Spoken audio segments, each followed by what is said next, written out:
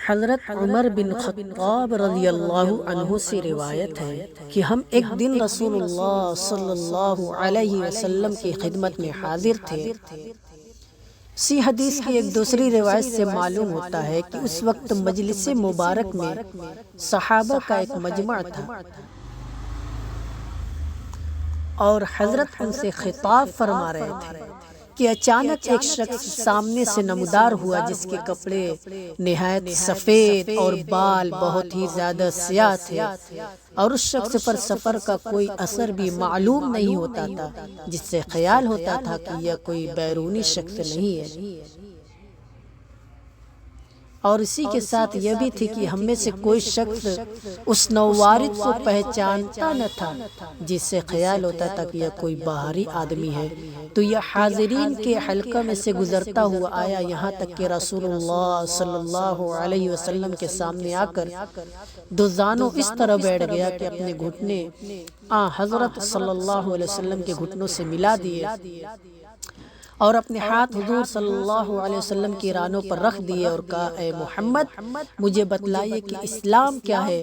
آپ نے فرمایا، اسلام یہ ہے، یعنی ان کے ارکان یہ ہے کہ دل و زبان سے تم یہ شہادت ادا کرو کہ اللہ کے سوا کوئی الہ، کوئی ذات عبادت و بندگی کے لائق نہیں، اور محمد اس کے رسول ہیں، اور نماز قائم کرو اور زکوٰۃ ادا کرو اور ماہ رمضان کے روزے رکھو، اور اگر حج بیت اللہ کی تم استطاعت رکھتے ہو تو حج کرو۔ اس نووارد نے آپ کا یہ جواب سن کر کہا،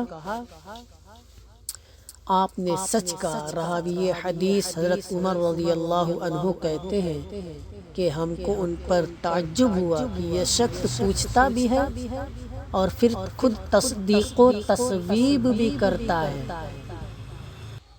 اس کے بعد اس شخص نے عرض کیا، اب مجھے بتلائیے کہ ایمان کیا ہے؟ آپ نے فرمایا، ایمان یہ ہے کہ تم اللہ کو اور اس کے فرشتوں کو اور اس کی کتابوں اور اس کے رسولوں اور یوم آخر یعنی روز قیامت کو حق جانو اور حق مانو، اور ہر خیر و شر کی تقدیر کو بھی حق جانو اور حق مانو۔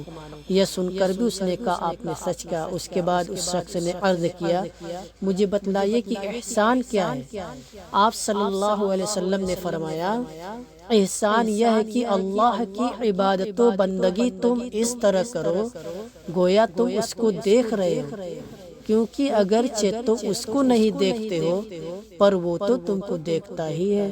پھر اس شخص نے عرض کیا، مجھے قیامت کی بابت بتلائیے کہ وہ کب واقع ہوگی؟ آپ نے فرمایا، جس سے یہ سوال کیا جا رہا ہے وہ اس کو سوال کرنے والے سے زیادہ نہیں جانتا۔ پھر اس نے عرض کیا، تو مجھے اس کی کچھ نشانیاں ہی بتلائیے۔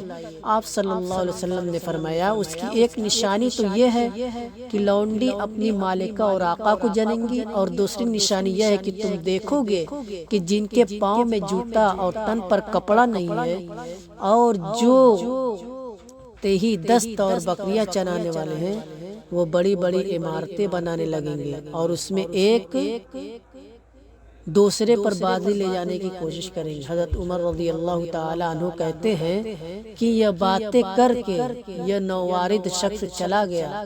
پھر مجھے کچھ عرصہ گزر گیا تو حضور صلی اللہ علیہ وسلم نے مجھ سے بتایا، اے عمر کیا تمہیں پتہ ہے کہ وہ سوال کرنے والا شخص کون تھا؟ میں نے عرض کیا، اللہ اور اس۔ آپ نے فرمایا کہ وہ جبرائیل تھے، تمہاری اس مجلس میں اس لیے آئے تھے کہ تم لوگوں کو تمہارا دین سکھا دے۔ یہ حدیث صحیح مسلم کی ہے، اور صحیح بخاری اور مسلم میں یہی واقعہ حضرت ابو ہریرہ رضی اللہ عنہ کی روایت سے بھی مروی ہے۔